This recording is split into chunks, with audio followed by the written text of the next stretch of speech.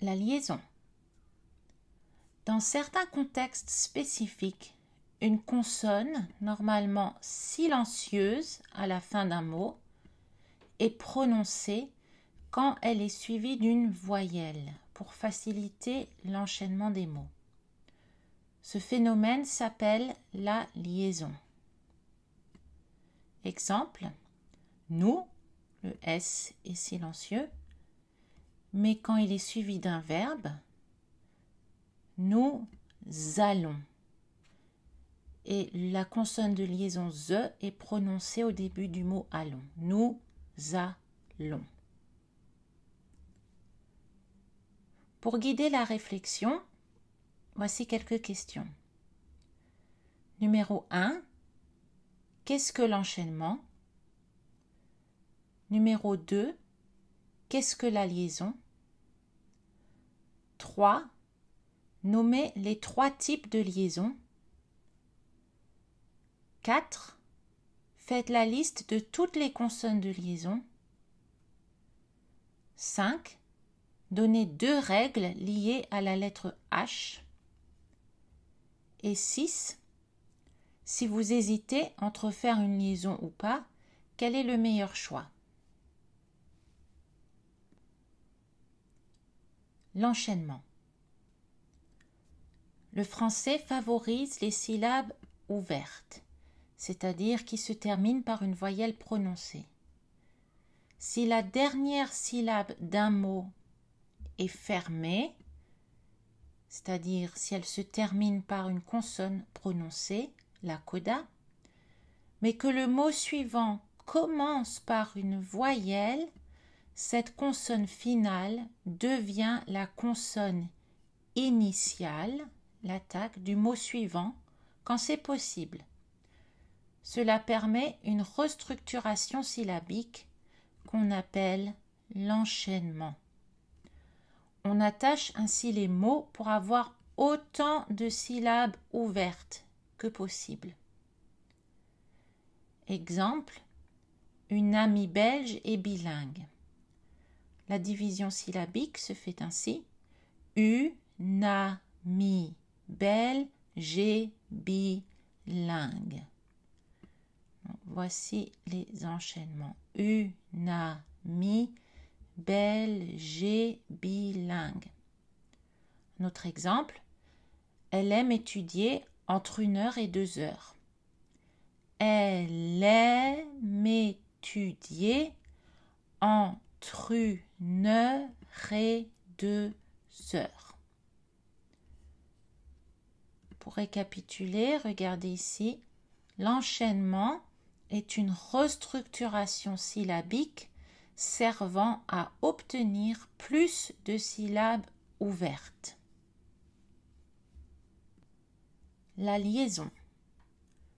La liaison est un phénomène qui facilite l'enchaînement en faisant apparaître une consonne normalement silencieuse dans certaines situations. Ainsi, le mot un est prononcé un, donc le N n'est pas prononcé, c'est une consonne normalement silencieuse, un, mais suivi d'un nom qui commence par une voyelle. Le son ne va apparaître au début du mot suivant. Un animal. Un animal. Il y a un nombre limité de consonnes qui peuvent servir de consonnes de liaison. Les 2 plus fréquentes sont Z, qui peut s'écrire S, Z ou X, et N, qui s'écrit N. Exemple, les études, chez elle, 10 ans, mon idée, en Italie. On trouve aussi parfois T, qui peut s'écrire T ou D. Et plus rarement, on trouve R, qui s'écrit R, P, G, G. Aucune autre consonne n'est possible en liaison.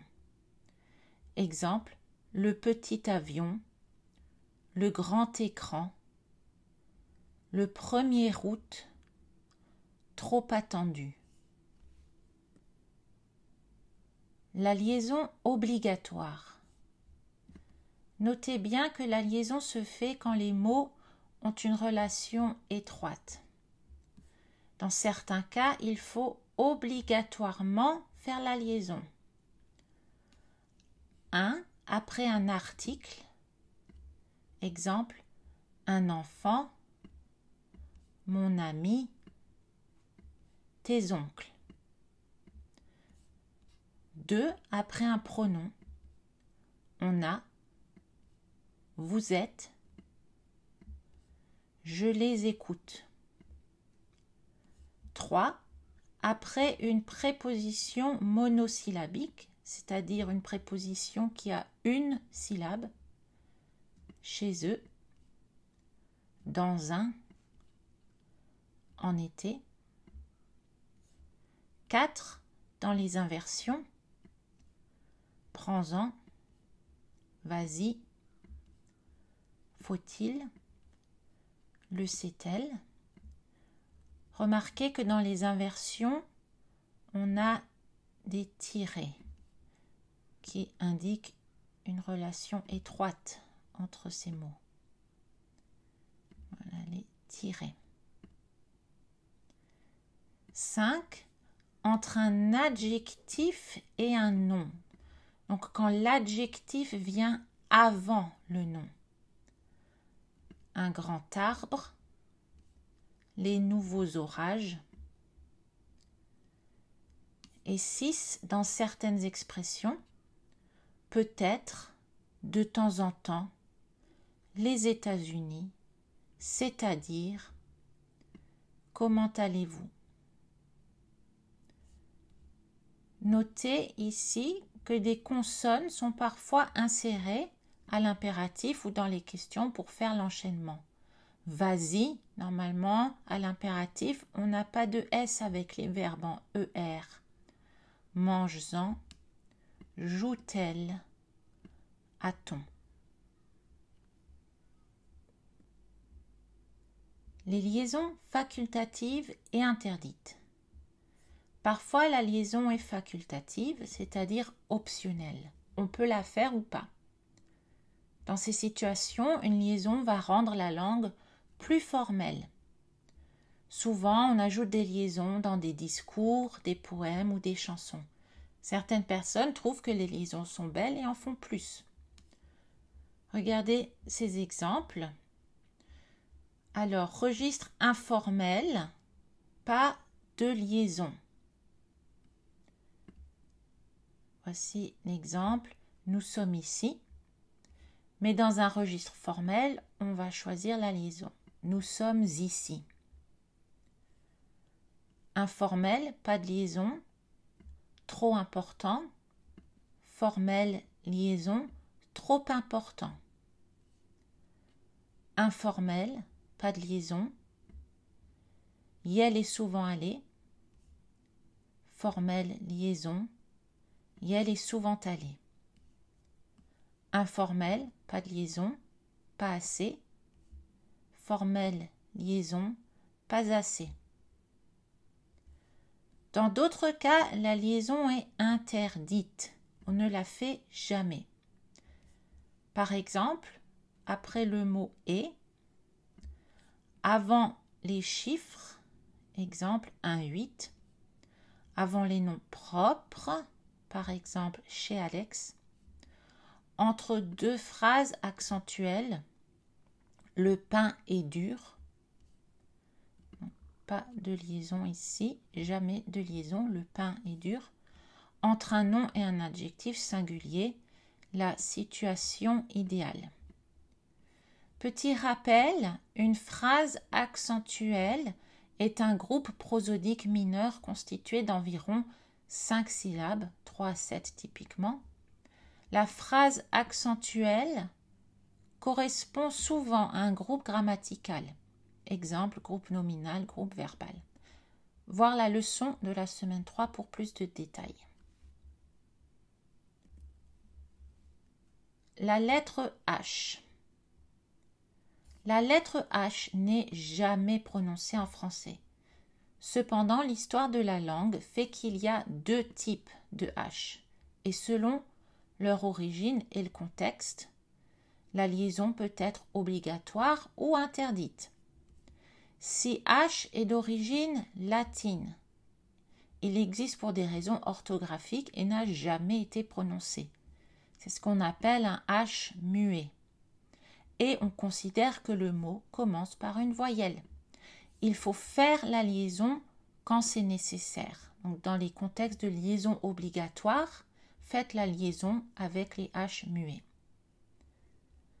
Parfois, mais pas toujours, l'anglais a emprunté ces mots et ne prononce pas H. Par exemple, hour, honor, herb, air. Donc, ce sont des H muets. Alors, revenons au français. Voici les exemples. 2 heures, un grand honneur, mon histoire, nous habitons. Si H est d'origine germanique, c'est-à-dire s'il vient d'un mot allemand ou anglais, il a été prononcé à une époque, bien qu'il ne le soit plus aujourd'hui. C'est ce qu'on appelle un H aspiré et on considère que le mot commence par une consonne fantôme. La liaison est donc impossible. Exemple, un haricot, les héros, en haut, vous hurlez, ton hoquet. On ne peut pas savoir en regardant un mot quel type de H il contient. On apprend au fur et à mesure, c'est-à-dire petit à petit, donc au fur et à mesure qu'on entend ou pas les liaisons et les élisions, c'est-à-dire les apostrophes qui sont possibles avant un H muet. Les dictionnaires indiquent généralement les H aspirés avec un astérisque.